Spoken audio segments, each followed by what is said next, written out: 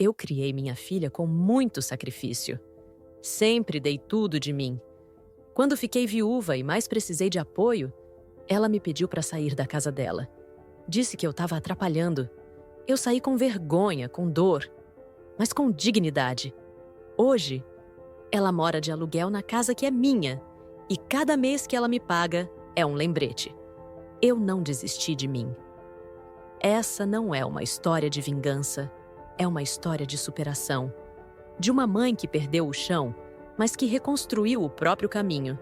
Se você já foi deixada de lado por quem mais amava, fica comigo. Essa história é pra você. Eu nunca pensei que a filha que eu carreguei no colo, que agasalhei com canções nas madrugadas frias, fosse um dia virar o rosto pra mim, no momento em que meu mundo desabava. Mas a vida, essa mestra dura e impiedosa, nos ensina pelas feridas que mais sangram. Tudo começou quando meu marido, companheiro de uma vida inteira, se foi. 32 anos de casamento. Ele não era de falar muito, mas estava sempre ali, firme. Um câncer rápido, agressivo, levou ele em poucos meses. Eu fiquei sozinha naquela casa grande, onde cada canto guardava um pedaço da nossa história.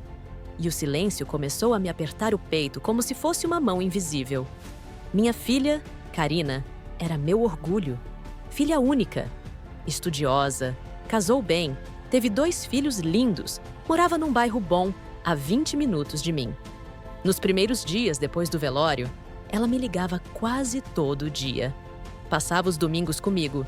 Mas, com o tempo, as visitas ficaram mais espaçadas, as ligações mais curtas. Sempre apressada, sempre com pressa. Até que um dia, ela chegou com a proposta. Mãe, a senhora devia vender essa casa e vir morar com a gente. Vai ser melhor para a senhora. Companhia, cuidado, os meninos vão adorar. No fundo, meu coração hesitou. Aquela casa era mais que tijolos, era minha identidade. Mas cedi. Queria sentir o cheiro dos netos correndo pela casa. Queria ouvir risadas. Queria presença. Vendi minha casa. O dinheiro ficou aplicado, no meu nome. Guardei as memórias em caixas e fui morar com ela. Achei que estava indo para um lar, mas encontrei uma hospedagem fria, calculada. Me colocaram num quartinho nos fundos, com uma cama estreita, um armário sem porta e uma televisão que nem ligava. É provisório, ela disse. Eu acreditei. No começo, eu tentei ser útil. Cuidava dos meninos, cozinhava, lavava roupa, mas logo percebi os olhares. O genro sempre calado, me medindo como se eu ocupasse demais. A Karina começou a mudar o tom. Mãe, não precisa mexer nas minhas coisas. Deixa que a gente resolve. Não se mete. Palavras pequenas, mas cortantes. Os netos. Os netos começaram a me evitar. Deixavam o prato e sumiam. Um dia, ouvi um deles dizer: "A avó mora aqui agora?" Aquilo me doeu mais do que qualquer palavra da Karina. Começaram as indiretas. A avó esqueceu de novo. Difícil conviver com o idoso. Ela não entende o nosso espaço. Engoli tudo calada. Dormia de lado para não sentir o peito doer tanto. Me sentia uma visita indesejada na vida da minha própria filha. Até que uma noite, ouvi a conversa. Não dá mais, amor. Ela precisa sair. No dia seguinte, ela veio com aquela cara dura e ensaiada. Mãe, acho que tá na hora da senhora procurar outro canto. Aqui não tá funcionando. Eu perguntei. Você tá me expulsando da sua casa? Ela disse. Não é isso. Mas a senhora tem dinheiro. Pode alugar um lugar. Vai ser melhor para todo mundo. Eu não chorei. Só balancei a cabeça. Peguei minhas coisas em silêncio. Saí da casa da minha filha com uma mala e uma dignidade intacta. Porque mãe nenhuma merece isso. Mas se um dia acontece, que seja o começo de uma nova história. Saí da casa da minha filha com uma mala de roupas, uma pasta com meus documentos e um nó na garganta que parecia não ter fim.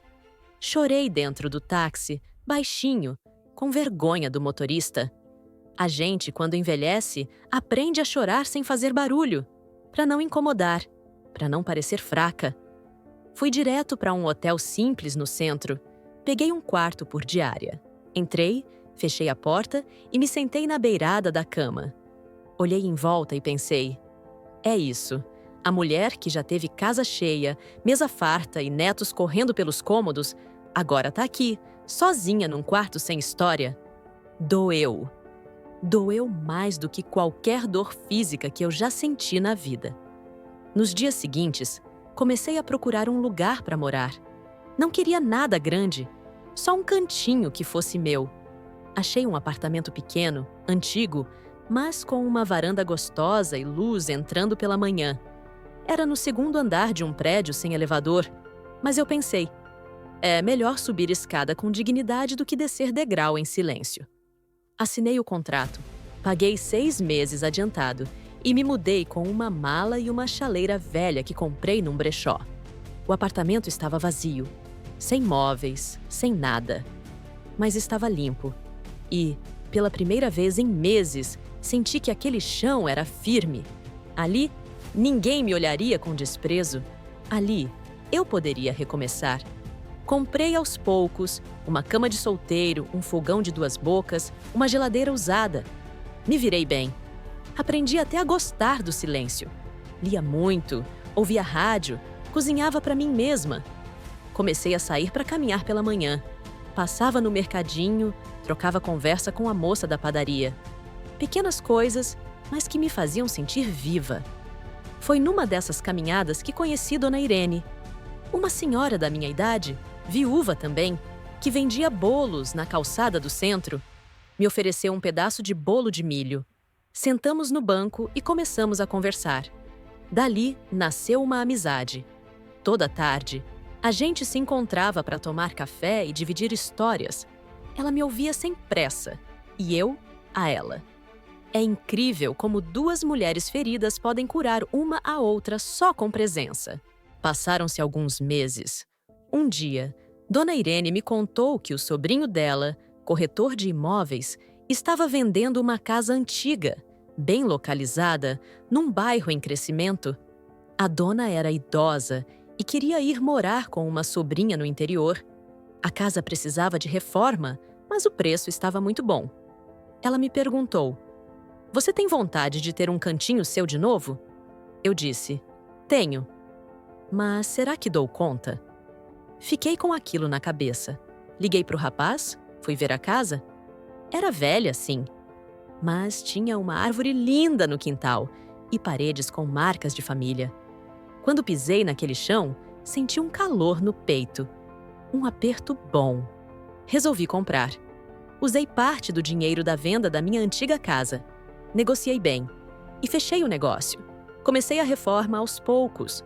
Troquei o telhado, pintei as paredes, mandei arrumar a parte elétrica. Fiz questão de deixar tudo simples, mas aconchegante. Uma casa de verdade, com cheiro de café e som de rádio no fim da tarde. E, pela primeira vez em muito tempo, quando me sentei no sofá velho que comprei num bazar, eu chorei. Mas dessa vez, de alívio, de orgulho, porque eu tinha perdido tudo. E mesmo assim, reconstruí com as próprias mãos. A reforma da casa durou 3 meses. Cada batida de martelo, cada cheiro de tinta fresca, parecia reconstruir não só as paredes, mas também pedaços do que eu tinha perdido dentro de mim. Era como se, a cada canto pintado, eu voltasse a respirar com mais leveza. Pela primeira vez em muito tempo, eu não era um incômodo, eu era a dona do lugar. Dona da minha história. A casa tinha 2 quartos, uma cozinha espaçosa, sala com janela grande e um quintal nos fundos. Não era luxuosa, mas era digna. Era minha. Decorei com calma. Comprei panos de prato bordados, coloquei cortinas floridas, pendurei fotos antigas. Na parede da sala, coloquei o retrato do meu marido. "Você ia gostar daqui", eu disse para ele em voz alta, como se ele pudesse ouvir. E naquele momento, eu senti uma paz. Dona Irene foi a primeira a visitar a nova casa. Trouxe bolo de fubá e café quentinho. Sentamos na cozinha e ela olhou ao redor com os olhos cheios d'água. "Ficou linda, minha amiga. Essa casa tem alma." E tinha mesmo. Era mais do que tijolos. Era refúgio. Era renascimento. Com o tempo, fui redescobrindo o valor de estar comigo mesma. Lia mais. Escrevia num caderninho. Anotava memórias, frases que me vinham do nada. Sentimentos que antes eu não sabia nomear. Comecei a cuidar das plantas do quintal. Cultivei manjericão, alecrim, hortelã. O cheiro das ervas pela manhã me trazia lembranças da infância, quando minha mãe fervia chás e dizia que tudo se cura com tempo e folha verde. Também aprendi a me ouvir, a respeitar meus limites, a não me culpar mais pela distância da Karina. Durante muito tempo, me perguntei onde foi que eu errei, mas cheguei à conclusão de que, às vezes, o erro não é nosso. É da expectativa que a gente tem em quem não pode nos dar o que esperamos. Karina me amava, sim, mas do jeito dela. Um jeito que eu não entendia. Um jeito que me feriu. E tudo bem. Eu não precisava mais da aprovação dela para me sentir inteira. Foi nesse processo de cura que recebi uma ligação inesperada. Era o rapaz da imobiliária, sobrinho da dona Irene. Ele me disse: Dona Lúcia, a senhora lembra daquele apartamento que a senhora alugava? O pequeno, perto da praça? Eu disse que sim. Ele continuou: Pois então, uma mulher entrou em contato querendo alugar uma casa. Ela está com dificuldades. É sua filha, Karina. Fiquei em silêncio. Um silêncio tão longo que ele perguntou: Alô? A senhora ainda tá aí? Eu respondi: Tô sim, só tô digerindo. Ele me explicou que ela e o marido estavam se separando, que tinham perdido o apartamento onde moravam por causa de dívidas e que ela estava procurando um lugar para recomeçar com os meninos. Desliguei o telefone e fiquei olhando para o retrato do meu marido. A vida tem dessas, né? Sussurrei. A mesma filha que um dia me expulsou, agora precisava de um teto. E o teto era meu. Literalmente. A casa onde ela ia morar era minha. Comprada com meu dinheiro. Reconstruída com minha dor. Depois que desliguei o telefone, fiquei sentada na cadeira da varanda por horas. O céu mudou de cor. Os passarinhos foram se calando e eu continuei ali, quieta, como se estivesse esperando uma resposta que só o tempo podia dar. Karina precisava de mim. A mesma filha que virou o rosto, que me tratou como fardo, agora procurava abrigo. E justo na minha casa. Não era só a ironia da vida, era quase poético. Mas eu não estava ali para humilhar ninguém. Eu queria fazer diferente. Porque eu já tinha sido ferida demais e não queria me transformar no que me feriu. Naquela noite, dormi pouco. Pensei em tudo. Na infância da Karina. Nas noites que passei acordada com ela no colo, com febre. Nas vezes que abri mão de roupa nova para comprar material escolar. Nos aniversários, nas broncas, nos abraços. E pensei também nas palavras frias, nas portas fechadas, nos olhares de desprezo que recebi quando morei com ela. A dor não some, ela se acomoda, mas a gente aprende a não deixar que ela comande nossas escolhas. No dia seguinte, liguei para o corretor. Pedi o telefone da Karina, ele hesitou, mas passou. Liguei. A voz dela tremia do outro lado. Oi, mãe. Fazia mais de 1 ano que não nos falávamos. Meu coração bateu forte, mas eu fui firme. Fiquei sabendo que você está procurando um lugar para morar. Ela respirou fundo. Tô. A coisa aqui ficou feia, mãe. Me separei. O Paulo saiu de casa. Tô com os meninos, sem pra onde ir. A senhora tem alguma indicação? A voz dela era outra.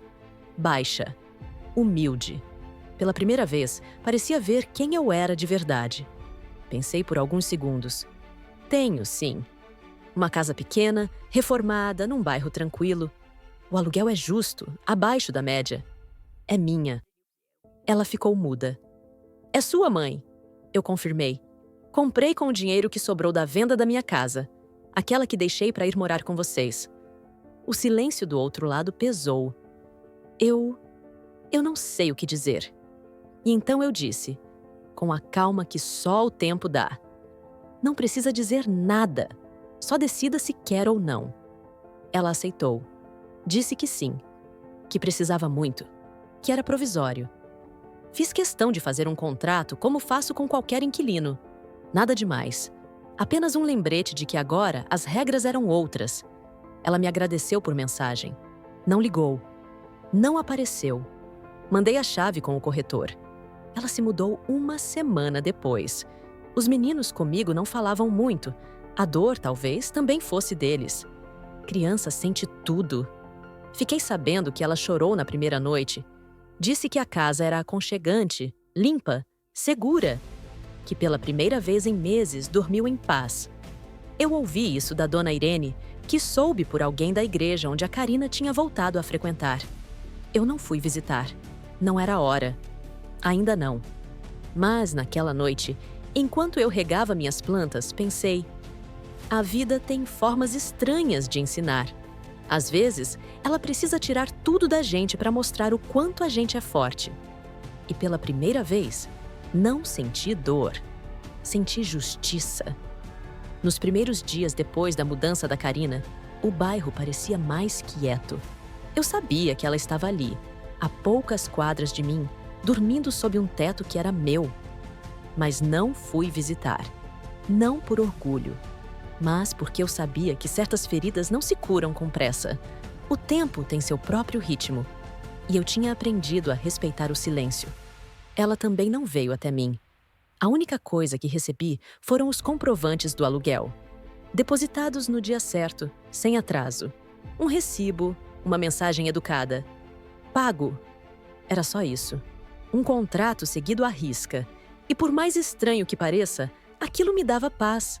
Era como se cada mês pago fosse um lembrete de que a roda tinha girado. Eu não desejava o mal dela, mas sentia que ali havia uma lição sendo aprendida. Os meninos, meus netos, eles passaram a me ver diferente. Quando me encontravam na rua, acenavam de longe. Um dia, o mais velho me viu na feira e veio correndo. Vó, o seu manjericão ainda tá bonito? Eu sorri. Mais que nunca, meu filho. Ele me abraçou, apertado, demorado, como se aquele abraço tivesse ficado preso há anos. Eu quase chorei ali mesmo.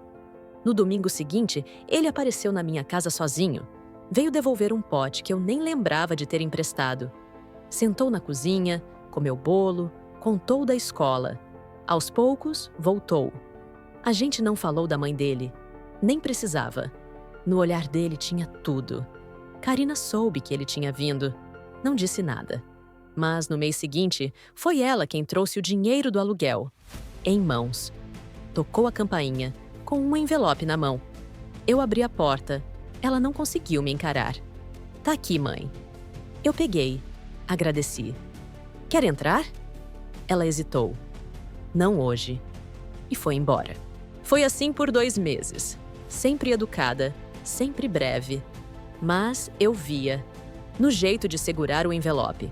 No jeito de olhar para os vasos de planta na entrada. Ela estava lembrando de quem ela era. E talvez de quem eu fui. Um dia, choveu forte. Muito. O bairro ficou sem luz. E me bateu uma angústia. Peguei o telefone e liguei para ela. Tá tudo bem aí? Ela demorou a atender. Quando falou, parecia emocionada. Tá sim, mãe. Obrigada por perguntar. Silêncio. Você também tá bem? Tô, filha. Qualquer coisa, a chave de casa tá debaixo do vaso, como sempre. Ela não apareceu naquela noite, mas no dia seguinte deixou um bolo de cenoura na minha porta, quente, coberto com chocolate, sem bilhete, sem nome. Mas eu sabia que era dela. E chorei. Não pelo bolo, mas pelo gesto. Aos poucos o gelo foi derretendo. Não teve pedido de desculpas. Não teve confissão. Mas teve presença. Teve cuidado. Um dia, ela chegou com uma sacola de compras. Vi que a senhora gosta daquele biscoito de nata. Comprei. E entrou. Pela primeira vez sentou na sala. Ficou meia hora. Tomou café. Não falou do passado. Nem eu. Mas falamos de tudo o que importava. Da vida, dos netos, do tempo que passou. Naquele dia, eu entendi. Algumas mágoas não somem, mas aprendem a dividir espaço com o perdão. E eu não precisava mais provar nada. A vida já tinha provado por mim. Depois daquele café na sala, as visitas da Karina passaram a ser mais frequentes. Nada demais, nada planejado. Ela batia na porta com alguma desculpa simples. Trazer um pão fresco, perguntar sobre uma receita, pegar emprestado um livro antigo. Eu sabia que não era sobre o pão nem sobre o livro. Era sobre o tempo.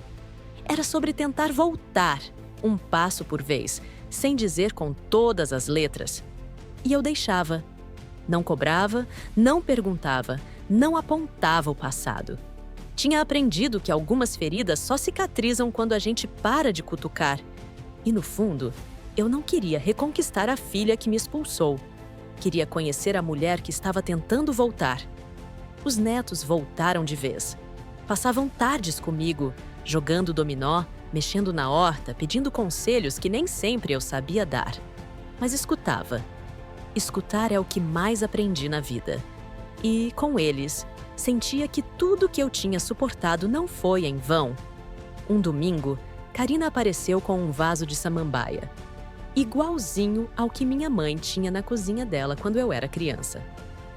Lembrei da senhora quando vi. Achei que ia gostar. E eu chorei, porque aquele presente não era só uma planta, era uma memória. Um pedido de desculpa sem palavras. E foi ali que percebi. A justiça da vida nem sempre vem em forma de vingança. Às vezes, ela vem assim, em gestos, em olhares, em vasos de samambaia. Na semana seguinte, ela ficou mais tempo. Lavou a louça comigo, sentou na varanda, me contou do divórcio, do medo, da culpa. Ouvi tudo. E quando ela terminou, só disse: "Você fez o que achava certo na época, filha. Eu também. Mas agora estamos aqui." Ela chorou. Se encostou no meu ombro como fazia quando era menina. Ficamos ali por um tempo que não sei medir. Só sei que foi suficiente para entender que aquele momento, aquele abraço, era mais valioso do que qualquer explicação. Nos meses seguintes, a nossa relação foi se firmando em algo novo. Não era mais de mãe que protege, nem de filha que cobra. Era de duas mulheres que passaram pelo inferno emocional e voltaram. Juntas, mesmo que aos pedaços. Um dia, ela veio com uma proposta inesperada. "Mãe, eu tô me reorganizando. Tô trabalhando por conta, fazendo doces pra fora. Tô pensando em comprar um cantinho pra mim e pros meninos. Mas queria saber se a senhora me venderia essa casa. Eu adoraria ficar nela." Demorei a responder. Não porque não queria, mas porque entendi ali o quanto ela tinha mudado. Não estava pedindo de volta. Estava reconhecendo o valor. Estava respeitando o que era meu. E isso valia mais do que qualquer contrato. Olhei bem nos olhos dela. "Karina, essa casa me deu chão quando ninguém mais me ofereceu. Mas eu só consegui reerguê-la porque você me ensinou, sem querer, a viver sem amarras. Se ela vai ser sua um dia, não vai ser por dó, vai ser por conquista." Ela sorriu. Um sorriso triste, mas cheio de gratidão. E eu sabia. Ela entendeu. Naquela noite, escrevi no meu caderno: "O perdão não apaga o passado, mas costura os buracos dele com fios de verdade." E a verdade é que, ali, de novo, eu era mãe. Mas dessa vez, uma mãe inteira, respeitada e dona da casa e da história. Depois daquela conversa sobre a casa, nada foi dito de imediato. Karina não insistiu, não me pressionou, apenas continuou vindo, com mais frequência, com mais verdade no olhar. E isso, para mim, já era mais do que qualquer documento assinado. Era o começo de algo novo, algo que a gente nunca tinha vivido. Respeito entre adultas. Mãe e filha, sim, mas agora também mulheres que tinham sofrido e se refeito cada uma à sua maneira. Ela passou a me ajudar nas coisas da casa. Trazia pão quente nos domingos, me acompanhava no mercadinho da esquina. Até insistiu para que eu fosse ao médico, coisa que antes ela sempre negligenciava. Era um cuidado manso, sem aquele tom de obrigação que tanto machucava. E eu deixava. Aprendi a aceitar.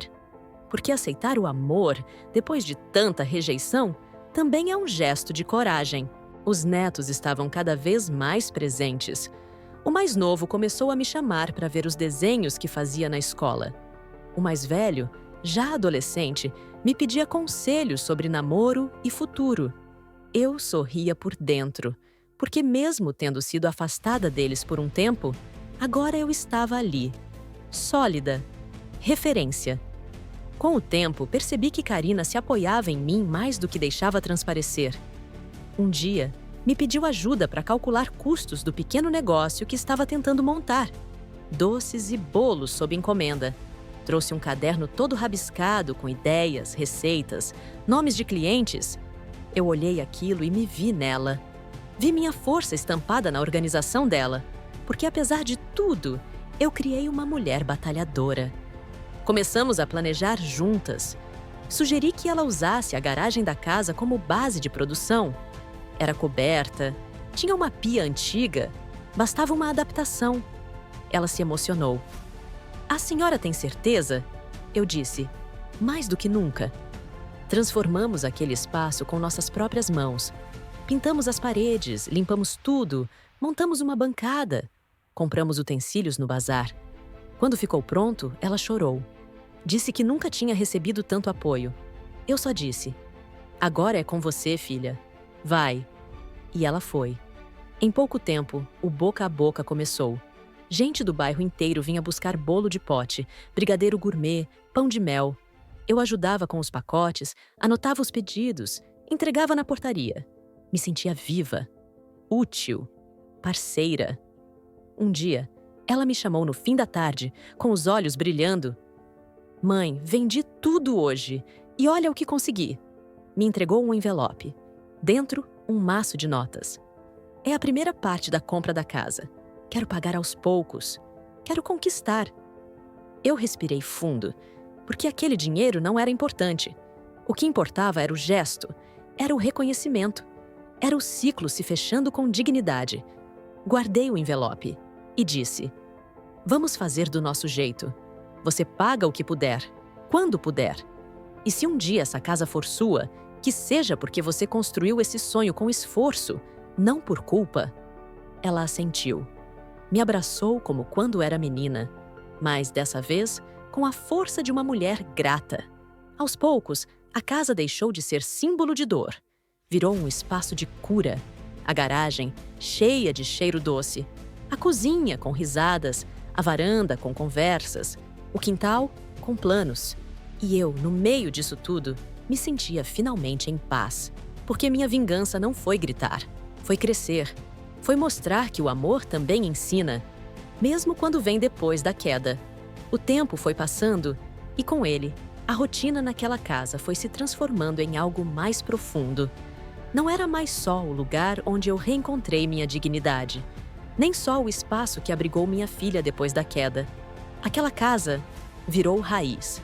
Um ponto de recomeço para 3 gerações. Um ninho reconstruído com calma, tijolo por tijolo, gesto por gesto. A produção de doces da Karina cresceu. Ela montou uma pequena clientela fixa, atendeu festas de escola, ganhou espaço em eventos do bairro. Os vizinhos começaram a associar a casa com o cheiro bom de bolo assando, com a moça sorridente que vendia brigadeiro com amor. E eu, discretamente, era parte de tudo isso. Ajudava com as embalagens, conferia os ingredientes, dava opinião sincera nas receitas. Às vezes ela me chamava de sócia, e eu sorria.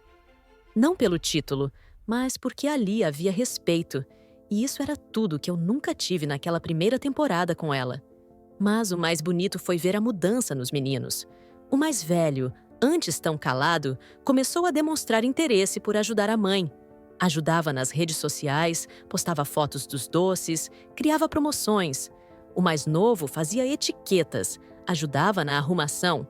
A casa, que antes foi símbolo de ruptura, agora era símbolo de união. Eu assistia tudo isso da minha cadeira na varanda, às vezes com lágrima nos olhos, porque nada disso tinha sido planejado. Não era estratégia. Era simplesmente vida acontecendo. E mostrando que, mesmo quando tudo parece perdido, existe um caminho de volta. Karina me chamava para tudo. Mãe, vamos comigo na feira especial dos produtores? Mãe, quer vir ver como montei a mesa da entrega de hoje? Mãe, o que a senhora acha desse novo sabor de recheio? E eu ia. Não por obrigação, mas por prazer. Porque era bom estar ali. Era bom ser parte. Um dia, ela me trouxe um envelope novo. Essa é a segunda parte do valor da casa. Tô quase conseguindo juntar tudo. Eu peguei o envelope com calma. Olhei bem para ela. Filha, deixa eu te dizer uma coisa.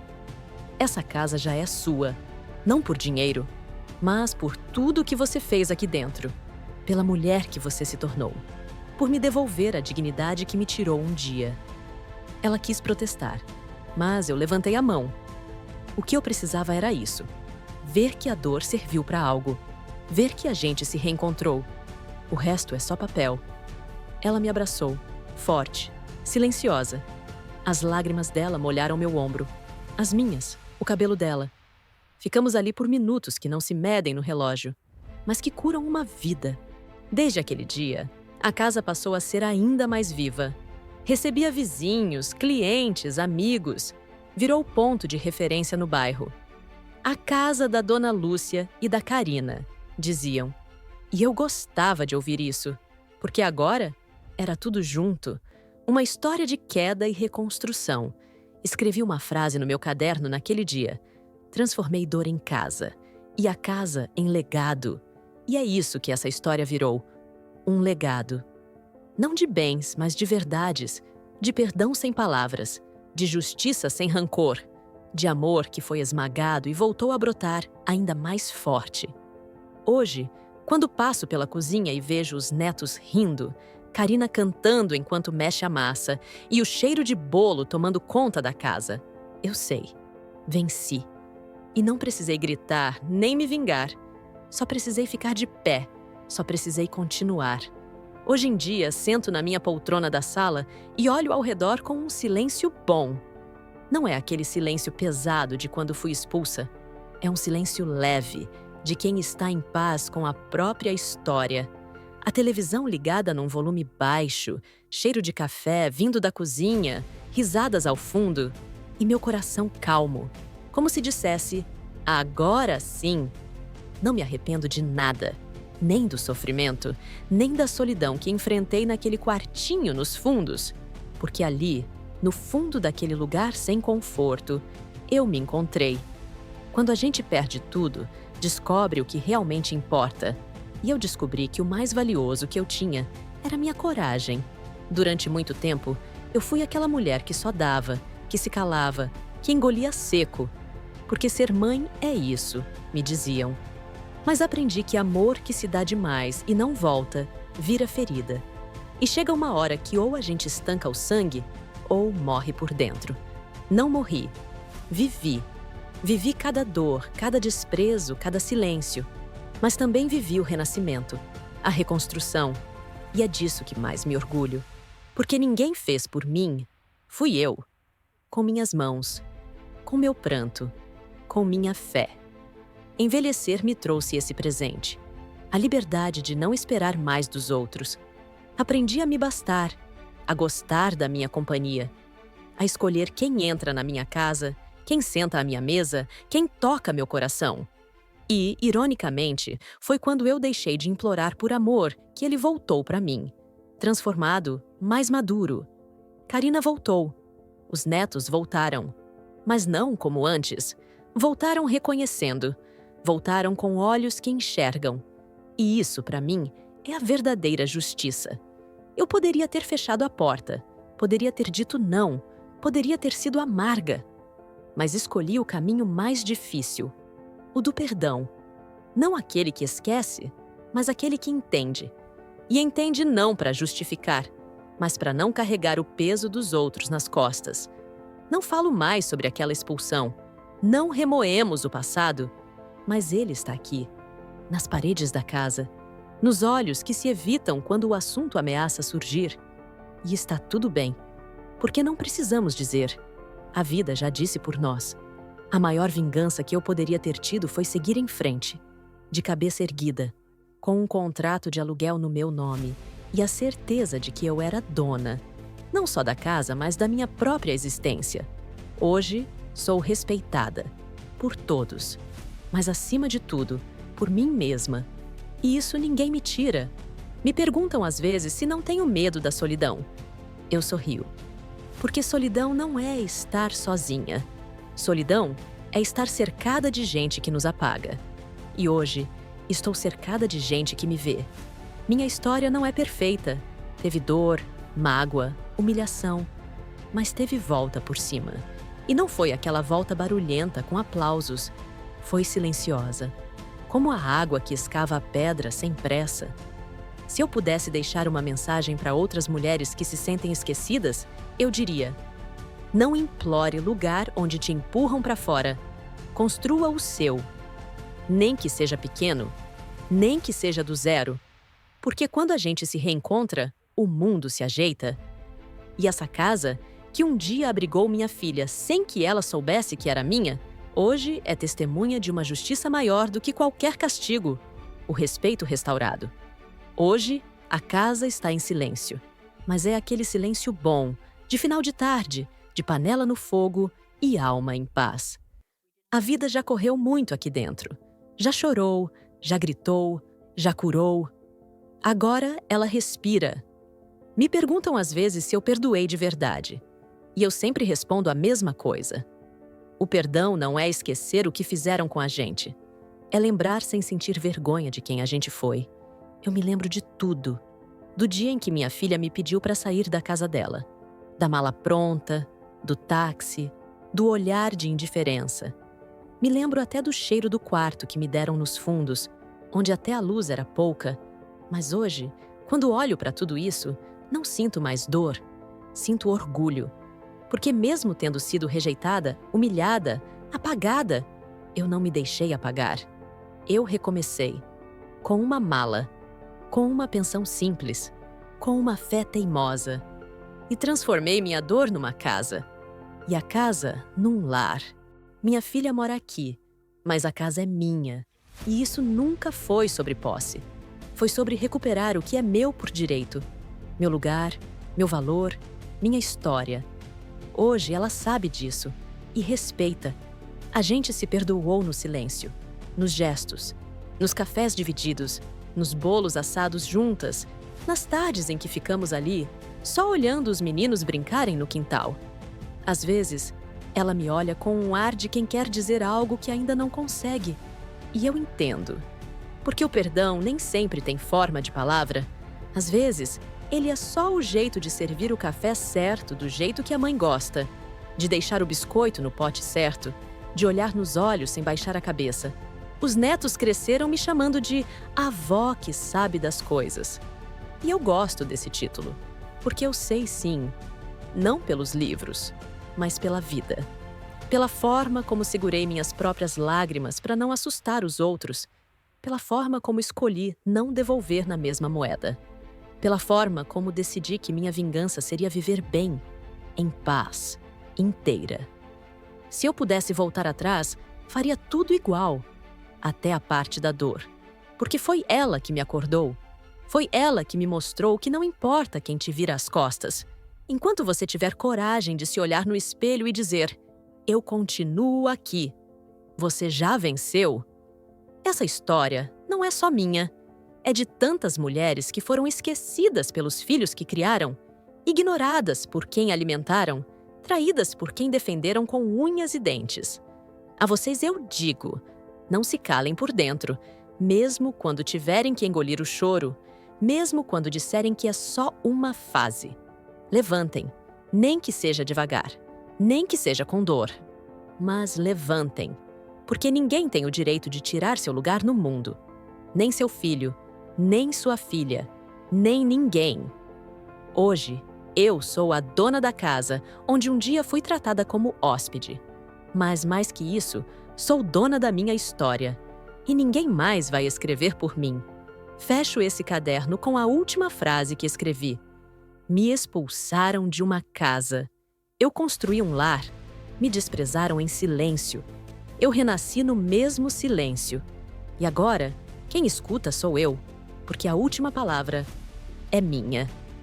Se essa história tocou de alguma forma o seu coração, se você já sentiu a dor de ser deixada de lado por quem devia te acolher, escreve aqui nos comentários: eu não desisti de mim.